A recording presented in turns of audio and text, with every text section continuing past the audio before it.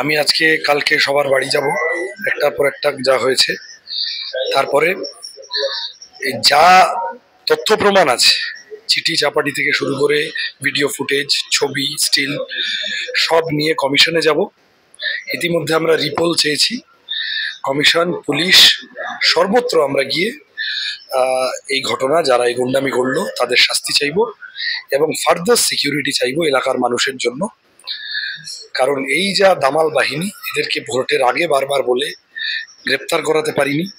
বারবার বলেছি, তারাই গুন্ডামি করে বেরিয়েছে, কারণ স্থানীয় পুলিশটা তৃণমূলের সাথে হ্যান্ড ইন হ্যান্ড। তাহলে সেটাই, এরপরেও এই পুলিশের থেকে কোনো বাড়তি আশা করা উচিত নয়। আমি মাথাদের কাছে যাব, গিয়ে প্রতিটি ক্ষেত্রে প্রতিকার চাইব। যাদবপুর আছে, সোনারপুর নর্থ আছে, বারুইপুর ওয়েস্টের একটা পকেট আছে, আর ভাঙড়ের কিছু পকেট আছে। নির্বাচন কমিশন, সেন্ট্রাল ফোর্স কাদের দিয়ে কাজ করবে?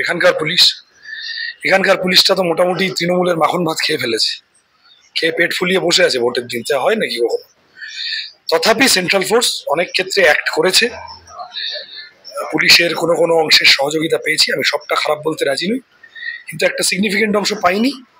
কেন পাইনি, কারা পাইনি, কারা মানুষের ভোট দেওয়ার অধিকার রক্ষা করেনি, কারা তৃণমূলের কথা মতো চলেছে বুদ্ধি পড়ে, তার তালিকাও আছে, সেগুলো সেভাবে দেখবো।